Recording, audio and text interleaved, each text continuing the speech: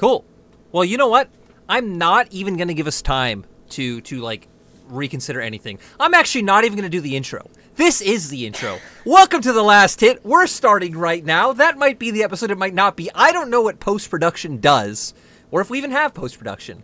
But it's been a long time, guys. Last Hit hasn't happened since summer. The three amigos who are always here. MSI International Godsend Ox.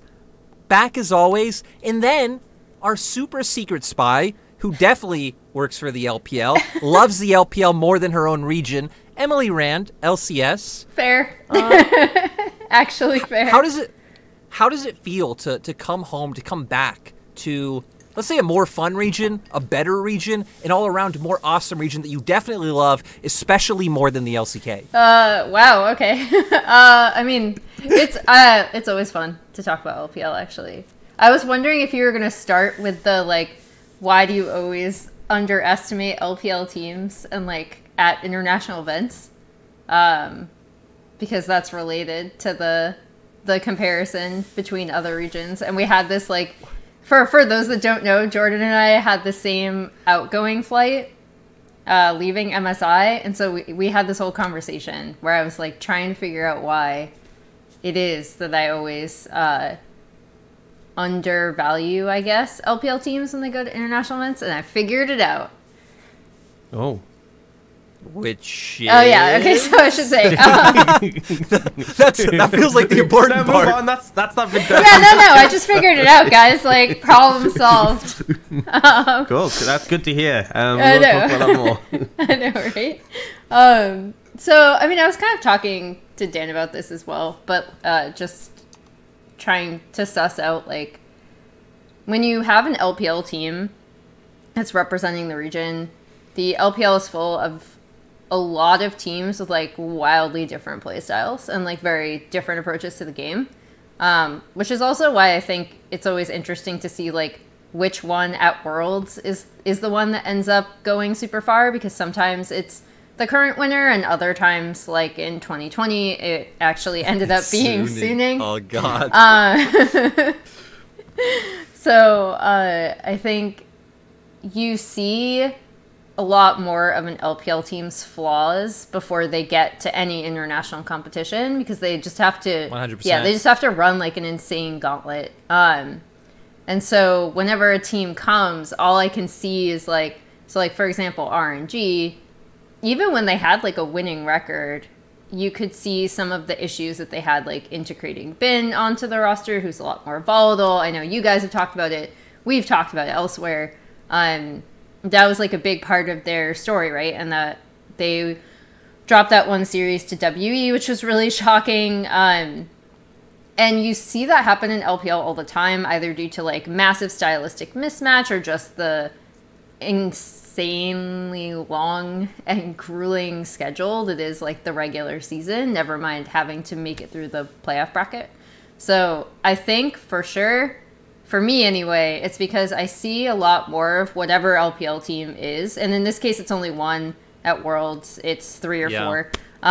You see a lot more of their weaknesses, so it's a lot easier to digest those weaknesses, right? Where like T1, for example, I knew in my head, like, okay, these are this team's weaknesses, but they weren't exploited until Rumble stage at this event, right? That was the first time that I really, outside of a few games against Gen G, that I really saw those flaws come to light. And I'm even including games that they played domestically that they lost because of like kind of clowny drafts or like playing a little too fast and loose. Like that happens with every team, so I'm not even including that. I'm including like actual flaws of the team's macro and their mid game.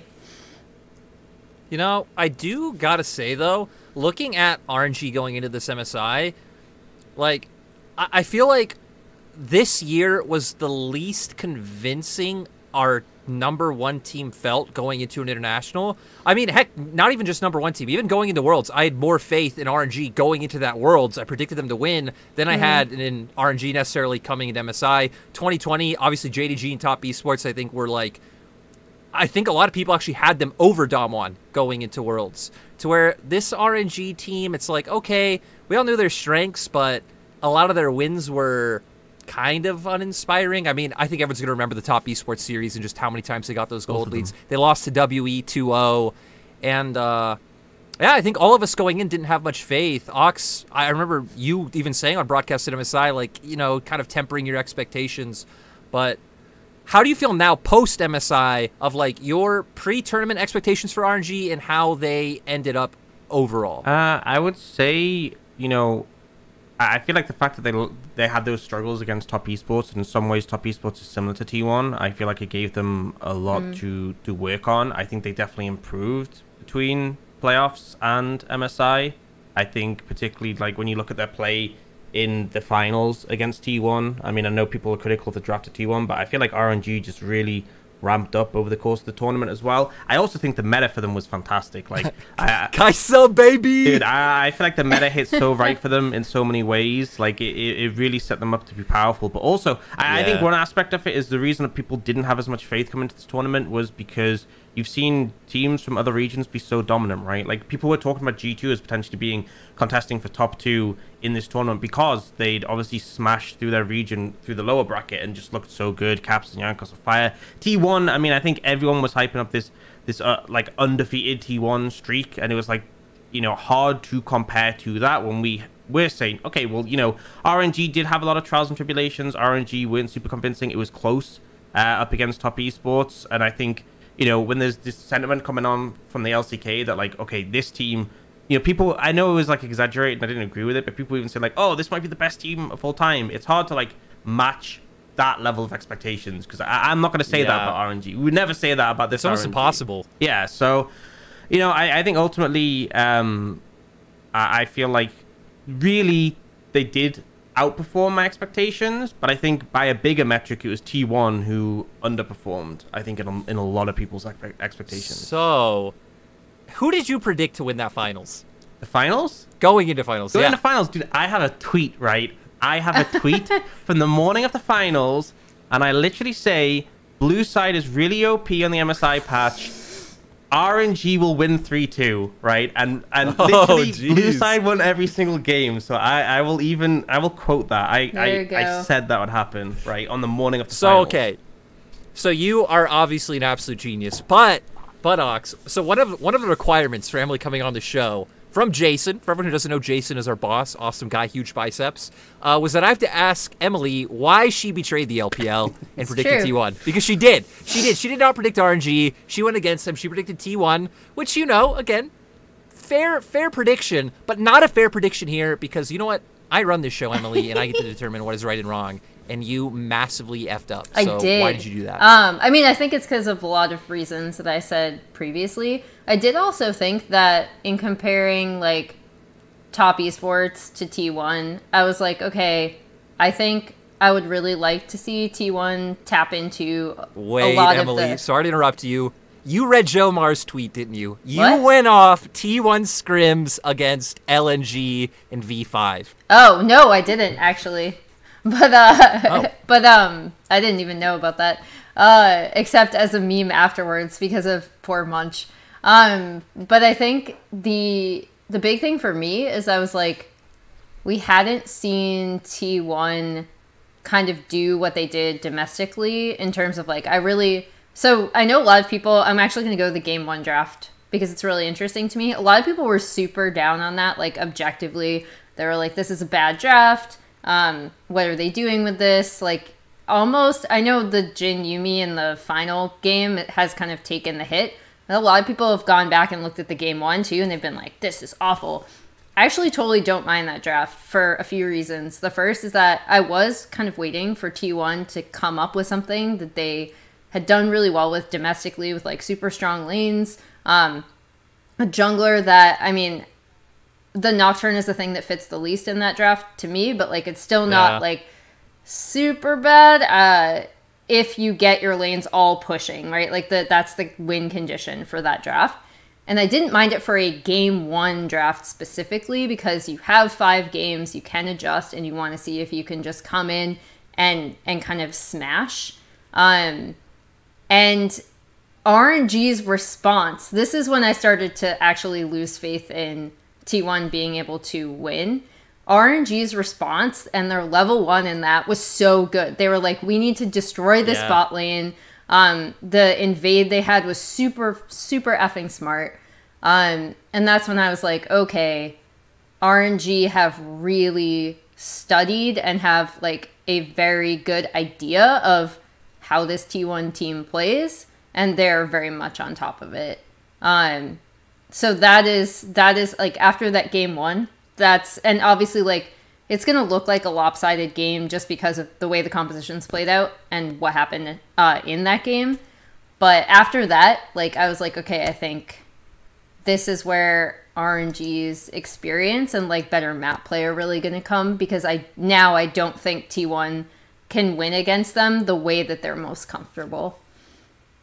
Yeah, I also feel like, even like thinking about drafts, right? Because obviously all the criticism going to drafts to T1, but even RNG's red side drafts, I felt like were super playable, were completely fine. Like the game 2 one where they had like the Karma support and they had Gnar top, like we talked about this at MSI. Yeah. It didn't really fit RNG as a team, but I think the draft holistically was fine. And their game 4 draft, I thought, again, like super solid. They have been on the Camille. It gets shut down early, so not really playable from a gameplay perspective after that. But coming out from draft, I even remember Azael saying it in cast of like, yeah, these drafts are really 50-50. Whichever team can execute on getting their lane ahead is going to win. And sadly for RNG, they just sprinted it down top side. Yeah. Which, I mean, to be fair, right? To be fair to Bin in that game, I mean, Bin's finals was absolutely amazing. So, you know, good to see that he got the send off he deserved with RNG, even if maybe it was only on Gwen.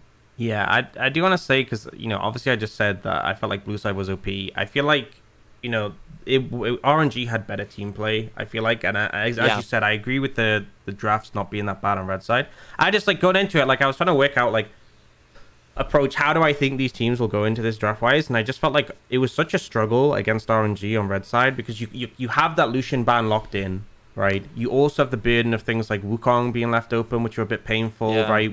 Gwen became a massive problem. But, like, in my mind, there's so many picks that, like, you don't want RNG to get. Like, I feel like the Galio, the Kai'Sa, the Nautilus, the Viego, the Gwen. The Lissandra at that point, which I gotta say, the craziest thing to me in that game 5 was why T1 didn't just counter pick mid. I don't know why you like blind Ahri or do anything like that. It's like, you've shown Faker's willing to play anything. He played a 0 game 1. Why blind pick mid? They didn't just counter pick Xiaohu. They didn't help themselves. I feel like that's people's main criticism of that game 5, that they didn't help themselves. But I also feel like, you know, red side put them in a difficult position.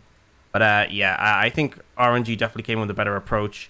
And I feel like there's, you know, people like to hone in on specific elements. People are like, oh, T1 drafted so bad. They're like, oh, blue side's OP. They're like, just like, they hone in on these specific things. Like, this is why the series was won or lost. It's like, well, like your tweet. Like my tweet, yeah.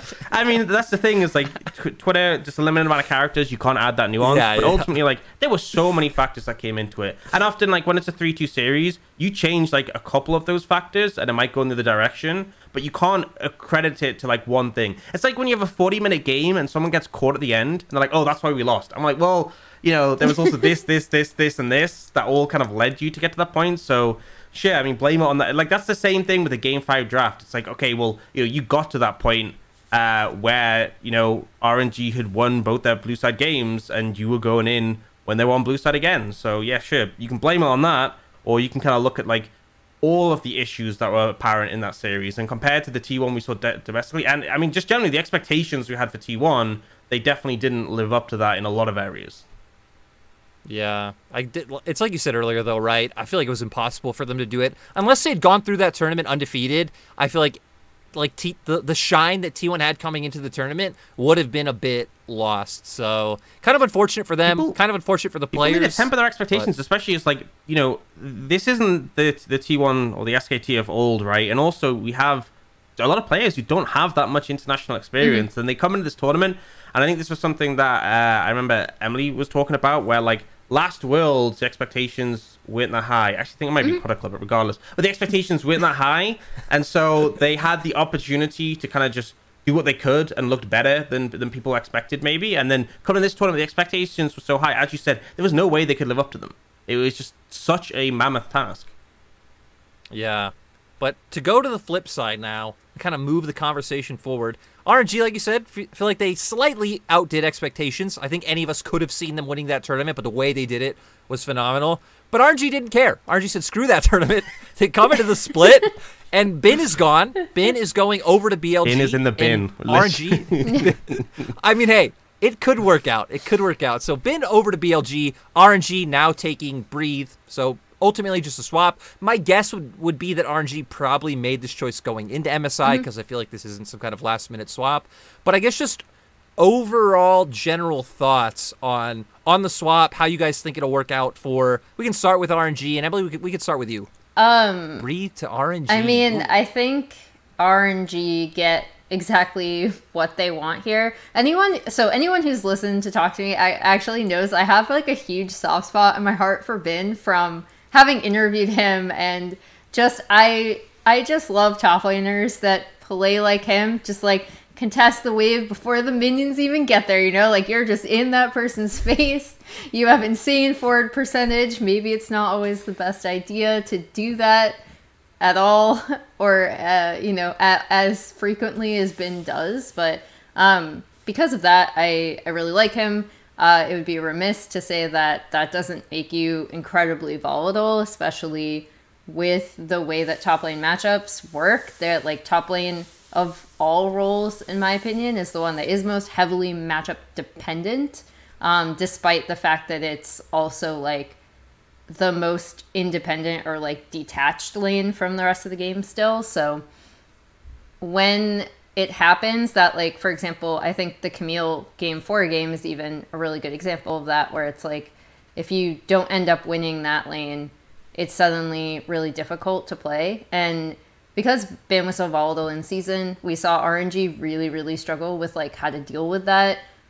It affected Wei's pathing a lot. Yeah.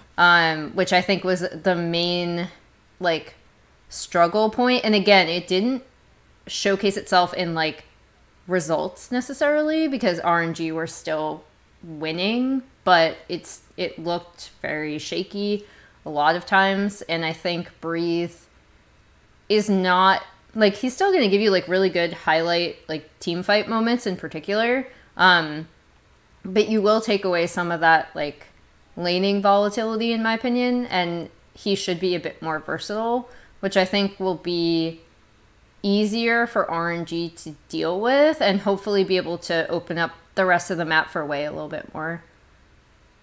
Yeah. I feel like this move to me is weird for the fact that I've seen some people get extremely hyped for it. Like, I think Munch is a great example. You saw Munch put out a tweet, and he's like, wow, like, Breathe, finally on a great team, blah, blah, blah, blah, it's going to work out, which I feel like people were saying that looking at the BLG roster coming into the year, but to me, it's like, I don't actually know if this is, like, a perfect fit for RNG. I don't think there's a perfect top lane fit for RNG because RNG's perfect top lane fit is Xiaohu. Who's in the mid lane. Yeah. Exactly. And there's no other top laner who plays like Xiaohu in the LPL. So the way I view this move is it's like either just a net neutral, but they play differently, right? They don't have to just send everything up to top. They still could because obviously that's what WE did with Beishang and then played for team fights, or OMG back in the day when he was called Curse. But I feel like this RNG roster would function best if they were playing around bot side and just had Breathe kind of doing his own thing and playing for team fights. But if the meta doesn't allow for that, I don't actually think this RNG team looks better. Again, I don't think they look worse, but I definitely don't think that this is a move that's going to be like, wow, RNG are a clear-cut first place over some other rosters.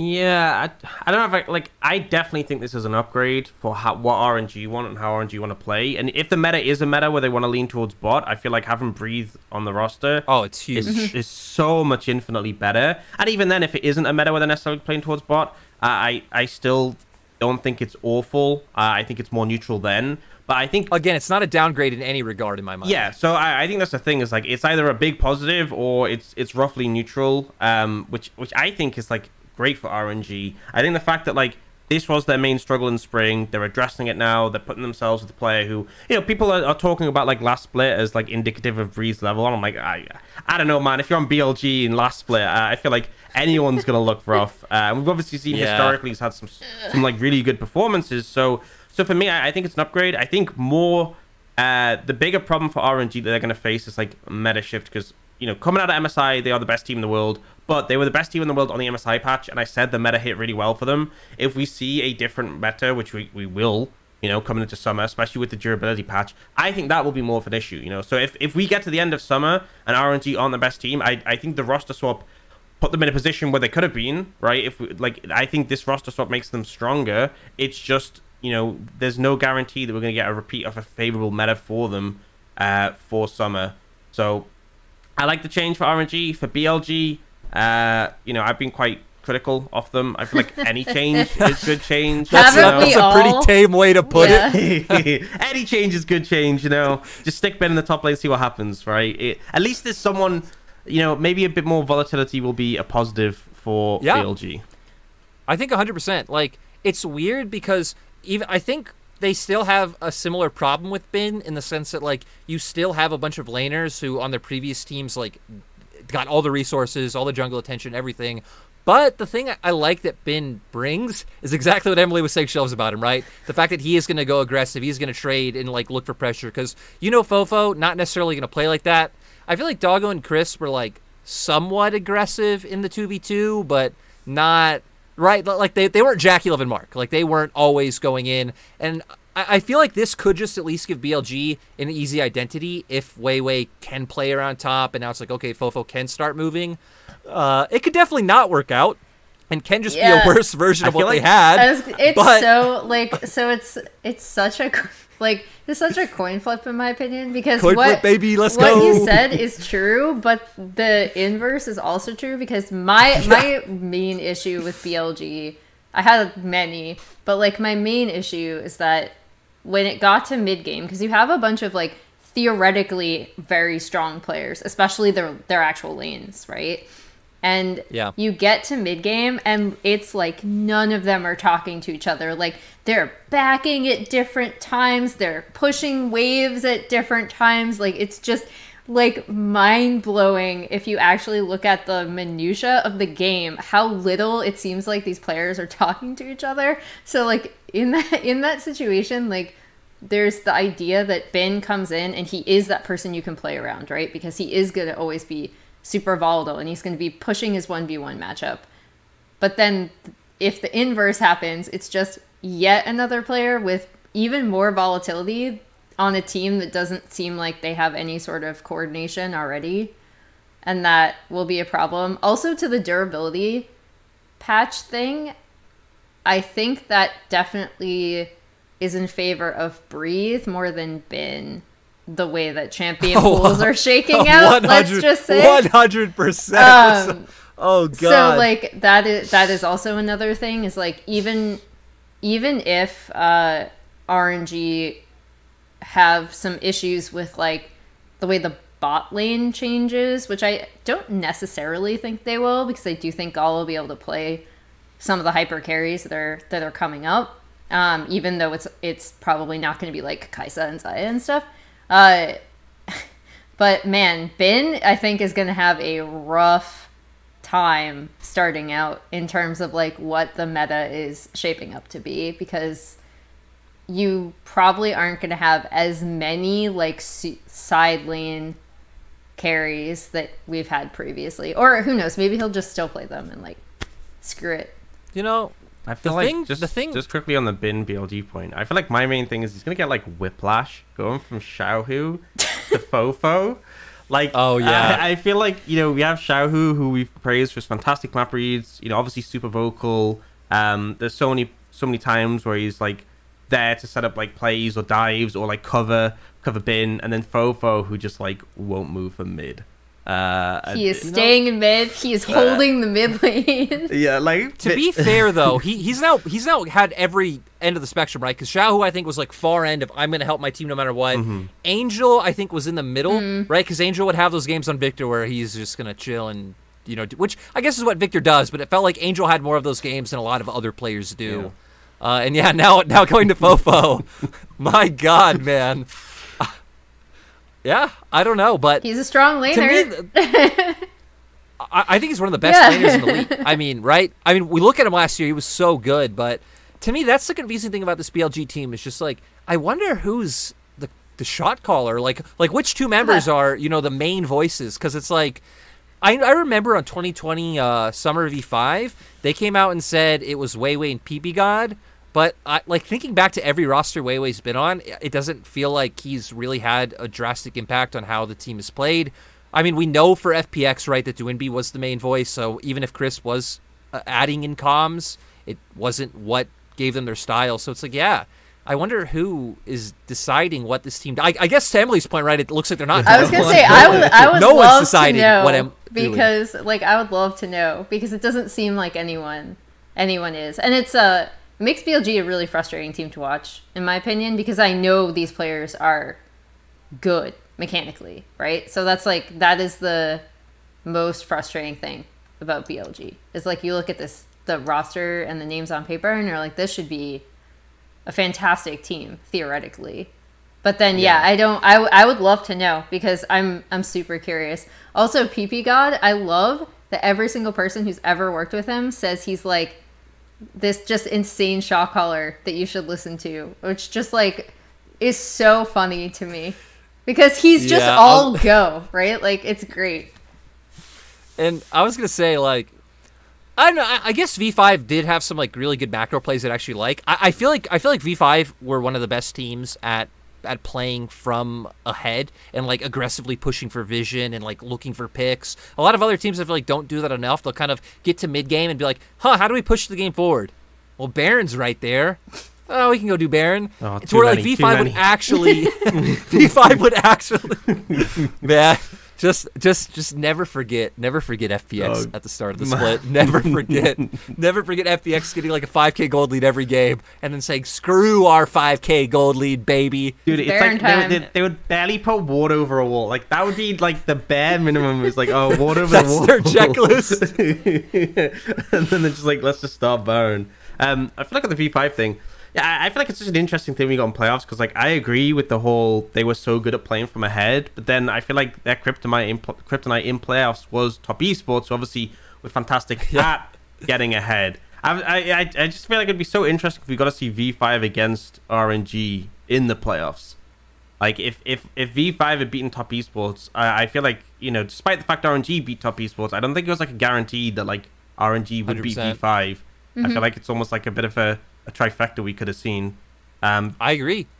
I think V5 would have done better because I think V5 would have found maybe not as high of early game gold leads as TS did, but I think V5 still would have had early game leads. And again, I think V5 were the best team at closing out when they had a lead. I think V5, like going into mid game, maybe if they're even or behind, is like okay. During the split, V5 played really well from behind because they're willing to go for like crazy gambles. But yeah. And it just goes to the stylistic point of the LPL, right? That every team plays so differently. You could have a team that's just going to get 3-0'd by someone, but then 3-0 another team that beat the first team. So V5 are strange. And I'm glad that we naturally transitioned to V5 because even though V5 haven't made a roster change, there actually is some news coming out about V5. It's actually more of a rumor. I don't know if V5 have officially commented on it themselves, but they have moved Dream, who was their LDL mid laner, up to the main roster. And apparently Rookie will not be starting for the first about month of the split, is what Dwinby speculated on stream. Rookie went back to Korea. His father passed away. All condolences to Rookie and his family because that is tragic and absolutely sucks. But yeah, I also feel like that's just rough for this V5 team not having Rookie for a whole month. And V5 have some hard games at the start of the split. I think they play like RNG. I think they play Weibo. They play a lot of the teams who are on the higher end of playoffs.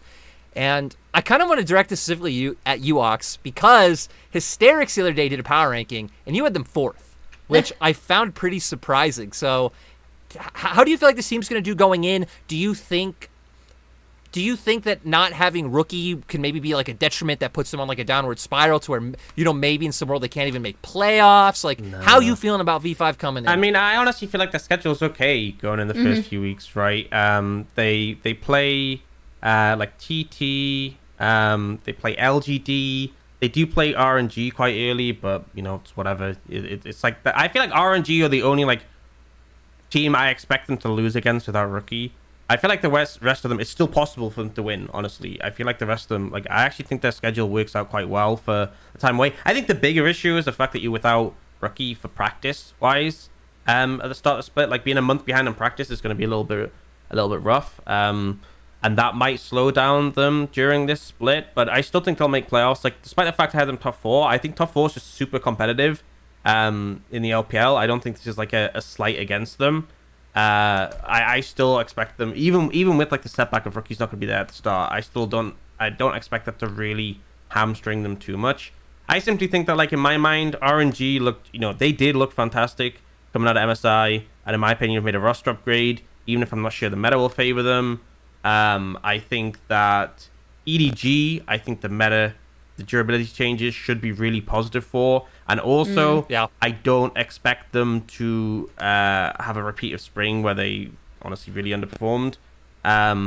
I think as well, Top Esports I favored quite heavily on the Hysterics power ranking. I wonder why. I wonder why. Yeah, maybe someone who shows some emotes. Yeah, I mean he's just a hero, but I feel like as well, like I could imagine them working well with the changes that we've had on 12-10. It's so hard to scope out though, because like I feel like we're coming into this new patch, we have like massive system changes in what's come through. And for a fact, like, things are going to change over the course of the split as well. Like, we saw 12-11 has some big changes. In fact, they recently, like, just announced they were talking about, like, they had these a big spread of, like, lethality buffs. They've just cancelled them. Because, which I think makes sense, because I think you just, like, increased durability. And now, like, okay, more armor and health. Oh, but we're buffing lethality. It's like, what does that change then? So I think they've gone back on that and said, okay, we're actually going to see how things pan out a bit more. But that's what I mean. Like, it's so hard to judge the meta even right now. I think teams obviously do have a read, but, like, how it's going to develop over the split is hard. And I think that'll be it. I think whoever the meta hits hardest for out of my top 4, which is RNG, Top Esports, V5, and EDG, I think whoever gets the best meta will likely be who comes out on top. There may be an edge in terms of like how the teams sort of work, and obviously we can see them flop, like EDG flopped in Spring. But I think it's really hard to call a definitive winner. Yeah, I think another thing, just even going back to V5 is I'm pretty sure Doonby said on stream as well that Dream, their mid coming in, was working well with both Karsa and Xiaolongbao, which raised another question of, I wonder what V5 are thinking in terms of jungle situation, right? You would assume it would have to be Karsa once again, but obviously Karsa's kind of always been heavily criticized by the community. Xiaolongbao showed promise on RNG the first time around, but I think has definitely looked better in the few games we've gotten to see him on V5. And yeah, I don't know. This V5 team is kind of a mess when you think about it. Like, that jungle situation, Rookie not starting the split. Who knows how Rich and PPGod are going to look because both fell off so heavily in playoffs. Like, I'm kind of sweating, guys. I'm kind of sweating. I'm curious because, like, obviously, if you're Xiaolongbao, if he's coming in, I would much rather have... I mean, obviously, you'd much rather have your mid laner be Rookie anyway because he's, like, one of the best players to ever play the game of League of Legends. But when I think of Xiaolongbao, I remember, like, charting all of his early pathing, like, during his initial seasons. And he can be really efficient, or he can be just incredibly inefficient and really volatile, depending on like, and really run it reacting to it'll be unprompted.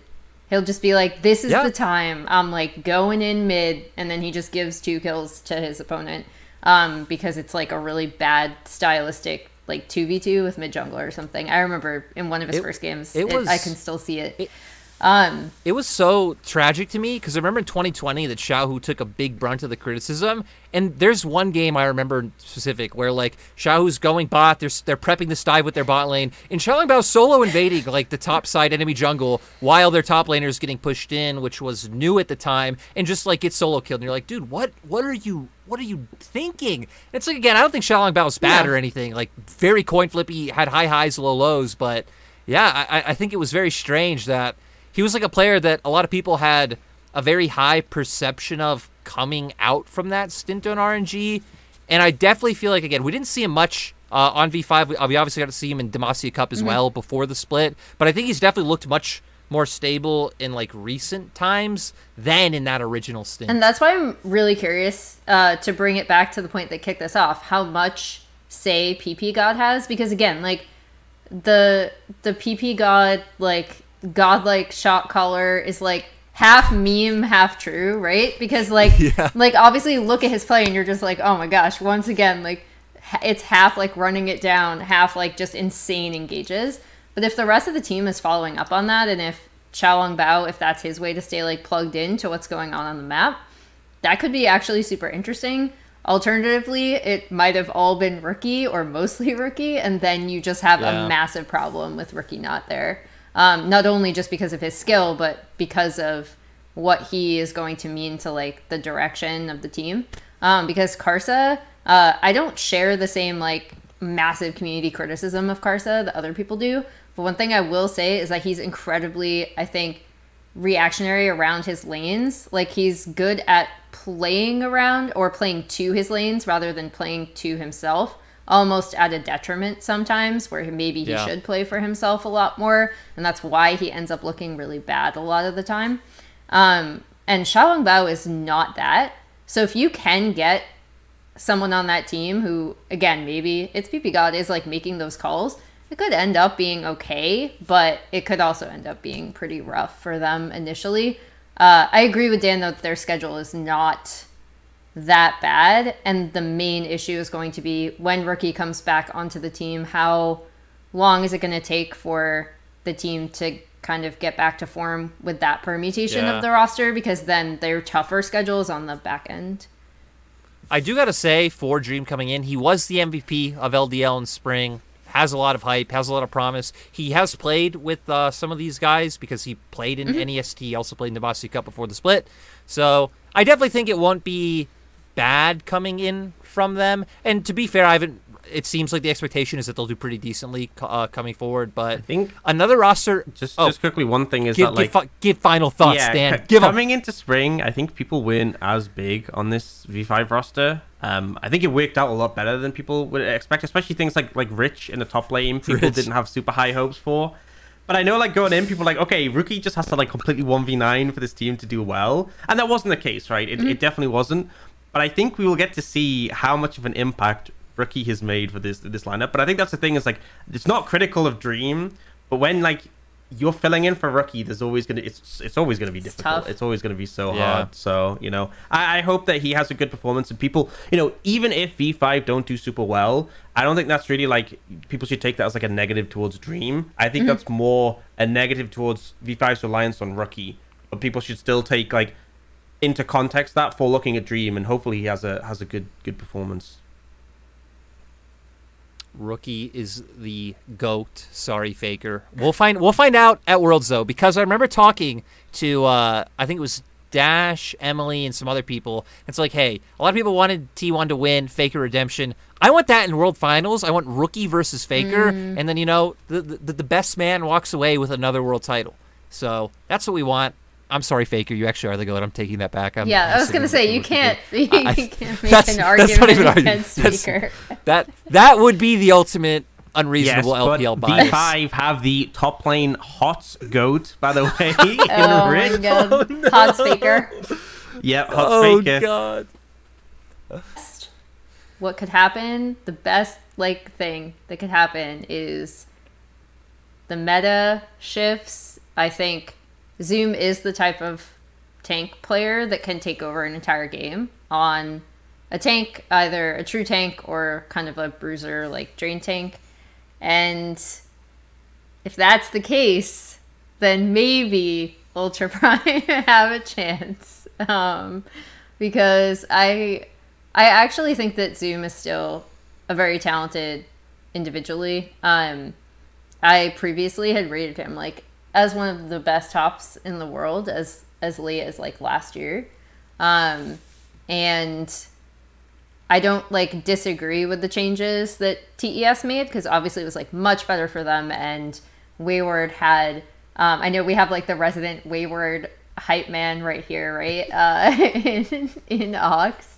And obviously, you know, that worked out like, I think way better than anyone expected after Zoom benching, because Zoom was like pretty hyped up coming onto this team.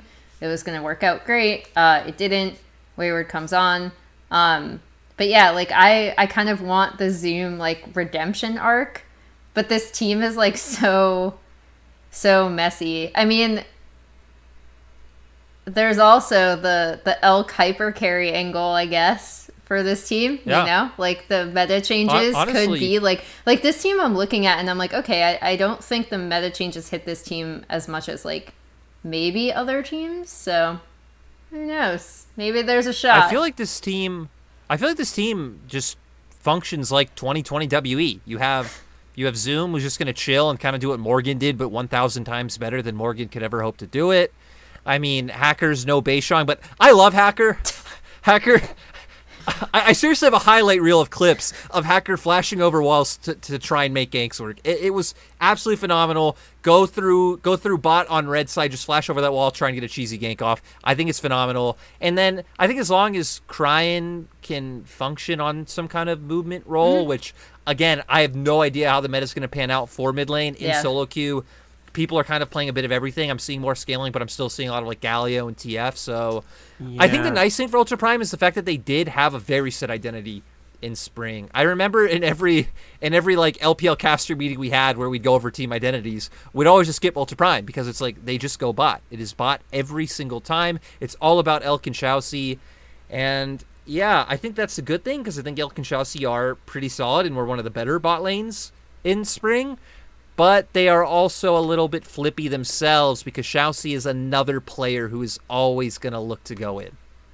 Yeah, I feel like, you know, this is a positive change, and I agree with what you said, Jordan. And like, this is the problem I actually feel is I think in spring, I even coming in the split was like, you know, Elk in the bot lane, absolutely somebody you can play for as a hyper carry. We ended up having like Jinx Aphelios meta, right? Jinx in particular, I was like, this is perfect. And then over the course of the split, especially later end, we saw like the proactive mid play style being what was dominating, right? It was not just about like start of the split was Corki Corki Victor. But towards the end of the split, it was like, you know, we saw Xiaohu and the Galio, TF was still relevant, Ari and stuff. And I was like, cool, this is great for Cryan, just play towards the Jinx in the bot lane is the ideal. And yet they still really struggled in their games. Like, and as you said, bot lane wasn't as consistent. So like, and I just feel like I don't think the meta is going to get better than that for them, right? And I think my view of the meta is we're probably going to see mid being a bit more of a carry role, at least compared to like tail end of spring where it was, especially MSI as well. So for me, I think that was their chance. If they came into that split and they had a decent performance, let's say they came like a 11th, 12th or something, and I was like, you know, these guys are doing all right. I would have higher expectations, but it's the fact that like they really struggled despite having, I think, what was actually they came 12th to be fair. Came 12th, so, you know, yeah, I was kind of being critical. They did okay, but the thing is, I don't think they're gonna beat that. I don't think they're gonna beat 12th. I think they can. I actually think this team can be a playoff team. I don't necessarily think they will, but like if this roster slipped into like 10th place and we're in playoffs, it would not surprise me, right? I think you have like the clear kind of upper echelon of teams, but I mean, who are they competing with for those lower spots? Like, I think in a split right, Weibo could bomb. They could take a spot from Weibo. I expect LNG to do much better than they did in spring, but still wouldn't be surprised if they had failures. Rare Atom, a team who did make playoffs. Dude, how crazy is it that LNG were 4th regular season? It's still so weird to see. It's still so weird to like think about because I feel like my view of them is so negative. Sorry to derail your point, Jordan. Just yeah, it is as someone who you know, maybe gave me a certain cast on the 3rd day because he didn't want to do it. Hey, you are taking 2 days in a row though, so you are an absolute Chad. Yep. But okay, it seems like the general thoughts of Ultra Prime is it's an upgrade. Maybe they finish higher, maybe they don't. We'll find out. Zoom sadly doesn't really change much for this roster, which feels crazy to say, but I think another roster, which you probably won't have too much to say, but I think this is an interesting change, is WE, because WE were pretty bad in spring, and I think they had the worst spot lane in the league. I feel like both their AD carries I mean, we talked about it on last hit where Ox pretty much pushed me to play them and said, is there any 80 carries you think can't carry on Jinx? And I said both of WE's 80 carries, Rip. which kind of hurt. Now WE, though, are bringing in SMLZ, who, you know, did take a split off. I believe he did have some kind of injury as well to where he didn't feel good enough playing. And they're also bringing in Reheal, who, you know, has kind of gone around some teams. Obviously, was on the IG Young Excuse team. me, he is now LDL just 2019. heal, by the way, Yeah. just to make that clear. He's not re-healing. Okay. He's just healing. He's just healing, which will maybe be better because ever since that stint in LDL where he played with Huanfeng and they won, it has not worked out for him. 17th on Rogue Warriors in 2021 spring, 17th on V5 in 2021 summer. I feel like Reheal's a player who never lived up to the hype that was coming with him. And he wasn't like an extremely hyped player, right? But I think he was coming in. People thought he'd be maybe like a middle tier support in the LPL. And it feels like he's really struggled on every bot lane he's been with. And it's like, okay, he hasn't really played with a standout AD carry. Maybe SMLZ can kind of bring that experience and help him out in the bot lane. But I mean, heck, he played on Rogue Warriors. You know, we see Betty and Chocho doing so well before Reheal wasn't able to make that work. But how do you guys think this change will go? I think it's definitely an upgrade in my mind just because of how bad WE were before, but is this enough to make them a relevant team? So for me, the other thing that I know you guys have talked about previously is that Peishang should be able to be on the team for the entirety of it. Yep. And so I'm really curious to see, like, because if it's like a Graves meta or something that is really jungle carry focused, that's actually perfect for Beishang because I think I've been incredibly complimentary of him in those kinds of metas because I think his actual like team fighting is like it's beautiful. 80 carry level at times, like his spacing, which was pretty nuts to have from a jungler, to be quite honest. So if that ends up happening, that's actually the angle I'm looking at for this WE team that could be like kind of interesting that you didn't mention. The SMLZ, I'm not really sure how to feel about it because I feel like SMLZ has been a player who's been hyped up by people since like, man, at this point it's like season 4, right? Like it's a Yeah. while. I feel like I've been watching SMLZ like since I started watching LPL, it feels like. And True, you are the actual most real OG LPL person on this podcast. he's never like lived up to those expectations, and that's not because like, first of all, it's because the expectations on him were kind of ridiculous, but also I don't see him as like a proactive AD carry, if that makes sense, which also could work in this meta, right? You just stick him on a hyper carry and he team fights well, like that's totally fine. So this is a team where I'm like, there are a few like meta things that I'm hearing coming out of the way that teams are interpreting this patch that could be really like help a player like SMLZ or a player like Peishang, or they could not. So like, I'm not really sure. This is one of the teams I'm looking at and I'm like, I really want to see how the meta ends up being interpreted by WE. Because I think it could either be like really, really good for them or they could look just as rough as they did previously. I do think having their starting jungler with the team for the entirety is also just going to make a big difference. So you think Beishang, maybe big deal, bot It's a lane, Beishang carry maybe. angle. Let's go. Maybe not so much. What do you think, Dan? How do you feel about WE? I think it is a positive. I'm not sure it's going to be enough, but I will say is new meta. Enchanter supports are more viable. Your support is called heal, right? I feel like it's all aligning, right? Oh my god! And that is my points. So there you go. I do gotta say I think they'll do better. Not because of your dumb joke, but for the fact that they finished 15th last split. So there's really nowhere else to go but up in my mind. Like I think teams like Jordan, LGD. there are 17 teams. They can definitely. There are still two go places down. to go down. I mean, LG. can LGD really do better than them? Okay, and there TT, is 16 Yeah. spots, right? We'll say. Also the talent, like that is kind of even before, like even when Peishang wasn't able to join the team and everything that was going on with their AD carries, like you looked at the rest of this roster, you're like, maybe they should be doing better than like where they're placed. Yeah. So even Bubu's not atrocious like he used to be. Bubu, I think, is solid. yeah, he's fine. Like he's not. I mean, he's not gonna be amazing, but he's not, like he's not the shy like Hysterics called him. Wait, but, what? Yeah, I think it was coming. It was maybe coming into last year, but I just remember Hysterics saying, "Yeah, Bubu's just like the shy." And no, it was coming off the V5 stint where he was only playing weak side and only playing tanks. So I just wonder how Jake views the shy through those like heart-shaped glasses. Well, honestly, like if he's talking weak side just playing tanks, maybe he saw the future and he's like, "This is what the shy will be in spring." He saw.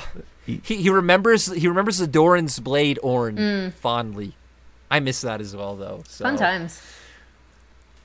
But yeah, honestly, there aren't really too many other shakeups coming in. Like obviously TT had a bunch of shakeups, but I think nothing looks too impactful, and most teams have kept their rosters pretty similar. There's obviously some rumors about starting rosters, like TES maybe starting Joel over Mark, but one thing we've been hitting on a lot, at least hinting at, right, is meta and how the meta will affect these teams. So obviously you guys have said we've had the durability update. Every champion got more base HP, more health growth, armor growth, all the shenanigans. Turrets now hit like absolute trucks, which really depresses me because I feel like that actually just nerfs LPL teams in general. Our region's going to be worse. You can't just dive at level 3 and then do it constantly. But yeah, how do you guys feel about the meta? Because I'll be honest, I kind of hate it. I loved the aggression. I love the push and move. I love the dives. I don't like the idea that we're trying to push this into a 35-minute plus game. But I kind of have faith that that's not what's gonna happen. I hope. Yeah. I don't know. I'm confused. Watching solo queue has been crazy because people are playing literally everything right now because no one has any idea of what to do. I think it's a good of all teams I'm looking at. It actually, like, as much as we talked about, like, oh, we're not sure how RNG are going to end up, it could end up being good for them. It could end up being good for, I think, I'm really curious to see what happens with JDG, actually. And, like, the position I'm actually the most curious about is jungle, and to see, like, if that's going to end up being, like, a carry, like, a more, like, like, hyper carry jungle, hyper carry bot or if it's going to be mid lane as a higher carry, like Dan kind of hinted at, because those are the things that I see, like hyper carry bot as a given, kind of, and so I think like we'll see teams like, especially in LPL, trying out like a lot of Vayne. I would love to see Twitch come back. There have been rumors. He's actually one of my favorite AD carries to play, like in solo queue. So I'm sure we'll get some Cog for sure. Jackie Love. And I'm also looking at like EDG. I think should be really good as well. In this kind of meta. And yeah, I think the angle for LPL teams also, I'm pretty sure anyway. I don't want to put words in Riot's mouth, but based on a lot of the stuff that they've said over the past few years, if it does end up that like it's just completely non-interactive, even in LPL early, which I don't think will ever happen with LPL teams. I think they're still going to kind of dive and try to make early plays, but they will not roll back the changes necessarily, but they will change something to try to make teams do some sort of dive or whatever early. But I think the angle for a lot of LPL teams, like as to whether it like nerfs the LPL, because you aren't necessarily diving on your first cannon wave anymore in your side lanes or whatever, is the 5v5 team fight angle, because I still think of all regions, LPL still has like by far the best 5v5 team fighting teams. So that is where I'm looking at, again, teams like EDG specifically, where I'm like, okay, like, is this an EDG angle? Who do you think this helps the most and hurts the most? So let's just do one team for each and like kind of narrow it down. Because, yeah, I kind of agree, right? You can look across the board. I think there's a bunch of teams it does help and maybe a few teams it hurts. But who do you think is the biggest benefactor from this? I guess we should stick to, like, upper-end teams. 'Cause I feel like... I mean, there's one very clear one that jumps out to me, which is the team that I enjoy watching the least out of all LPL teams, which is going to maybe surprise some people, Weibo. I cannot stand watching Weibo. I feel like Weibo are so absolutely passive, and it makes sense from the way that SOFM plays the game. Again, I think even though Angel can be proactive and like has the Twisted Fates and Gallios he's really good on, I feel like if he's not on those two champions specifically, it feels like he can't find an impact. The Shy was moving more this split than I feel like I've ever seen him roam from his lane. Still very focused on himself. And yeah, I feel like this Weibo team just going to be happy if we're getting into a meta where you are able to pick more scaling. You are able to put your AD carry, who's an excellent hyper carry, on some of these late game champs. And I feel like Weibo are a team to where, yeah, Duinby came out recently and said, like, in scrims, Weibo have had super high highs and super low lows. I still think there's no team I look at that I thought, this team, like, I never thought Weibo were going to win Spring Split. I couldn't imagine them going to Worlds. At this point, if the meta stays like this, it wouldn't surprise me if Weibo edge into, like, a third, fourth place spot. Yeah, Dan's not sold. Yeah, I'm not super sold. Like, because okay, one thing to say is like the tower damage is up. That's getting nerfed in 12-11, right? Because they overshot. Because they wanted to bring up the tower damage so that like the extra resistances wouldn't make dives like a piece of cake, and they overshot it. So it's still going to be higher, but it's not going to be as high as 12-10. So 12-10 is going to be like a bit of a unique one where we might see teams being less active, and then 12-11 they are more active again as they're not punished as hard. But I still think like the game is fundamentally like it's still League of Legends. I still expect these dives to be able to come out. You may be required to be like an extra member to make sure you have the numbers advantage, which honestly just means like the teams who are better executing dives will be rewarded, and the teams who kind of fudge it and just like wing it might end up being punished more. You know, if you're going for a two-man dive top, that might not be viable anymore. But if you're one of these teams who bring their mid laner like RNG typically do, then I think you'll be fine. So, you know, I feel like, you know, teams that are active are still going to be benefiting from the activity, especially if you can, like, get a significant lead on your hyper carries. It's going to make a big difference. For me, the big thing in my mind is, like, I've seen so far what I've heard in scrims and what I've seen in the ERLs, which have started playing already on the patch, is enchanters are, like, a lot more frequently being picked up. It's been such a massive effort to try and get enchanters back in the game. Like, they've nerfed all the melee supports have like had 100 damage shaved off their base damages, off their all-in. I remember you showing me the Thresh Nautilus patch history. Thresh, Nautilus, Leona, like if you look at the patch history, since they've been like dominant in the meta, they've had so much power shaved off them, and they've still had that role because they were so instrumental in competitive. Like, you want your support to be able to roam. If they get engaged on, you want them to be able to survive enough to turn it around.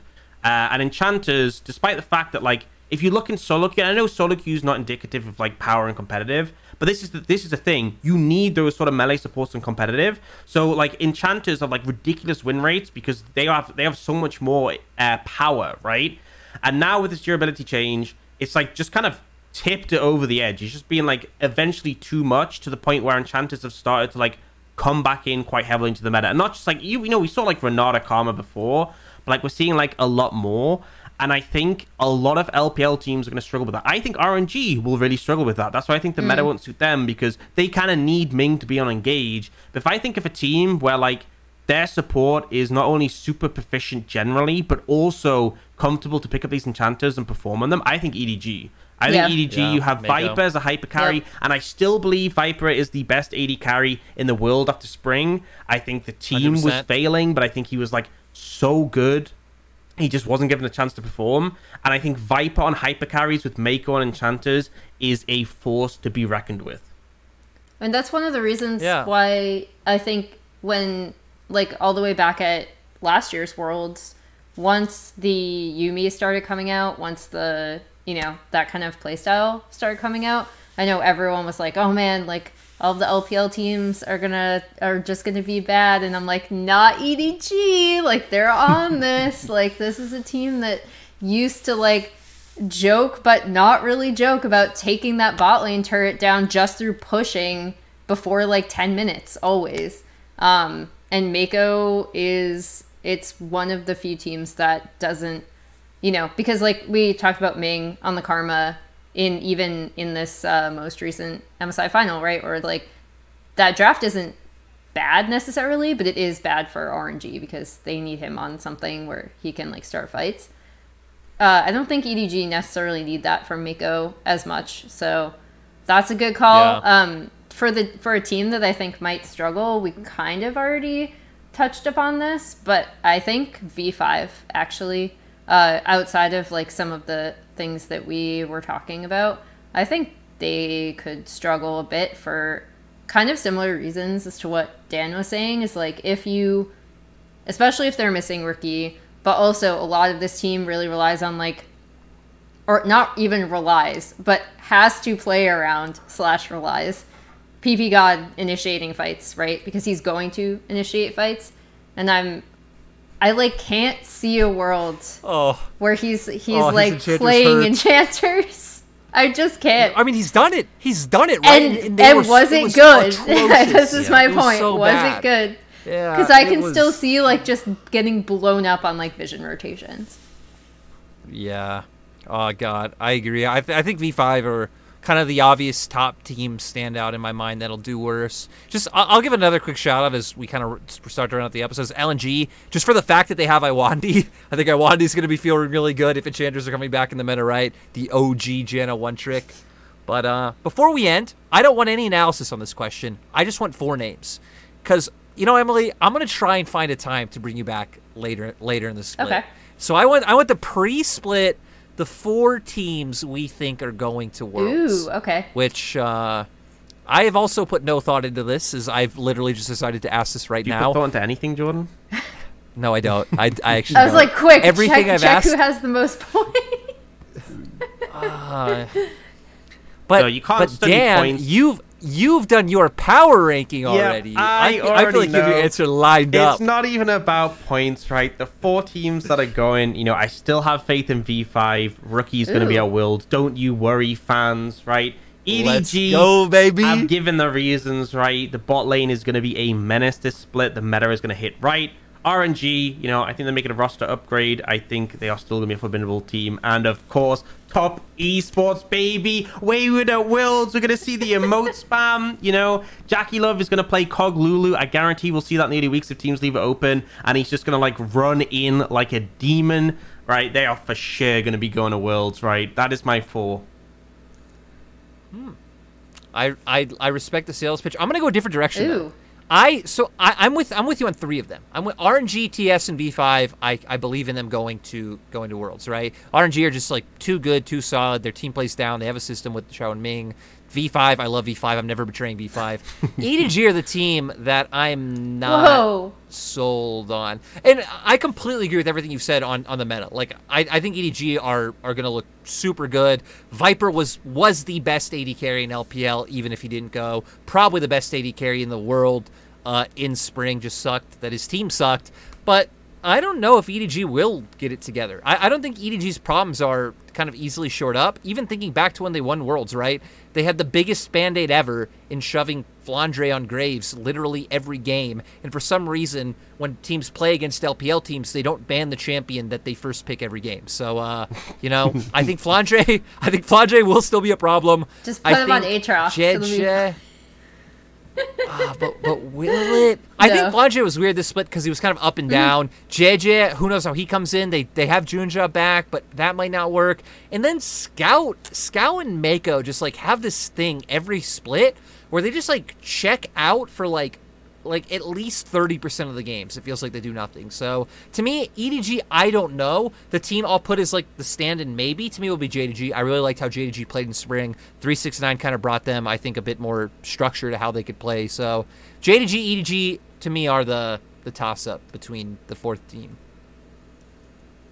Okay. Emily Rand, so we've given you time. Dan has my 4. So I'll pick. So I definitely think RNG, TES, EDG.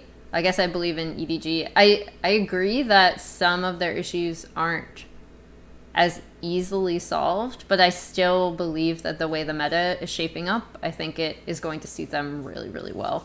And while that won't solve their issues, it will allow them to play like in before playoffs, they get nerfed. Oh yeah, that would be tough. But anyway, I'll stick by EDG.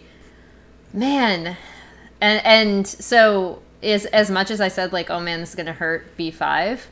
I think as long as they get Rookie back mid-season, that team with Rookie on it is still like really.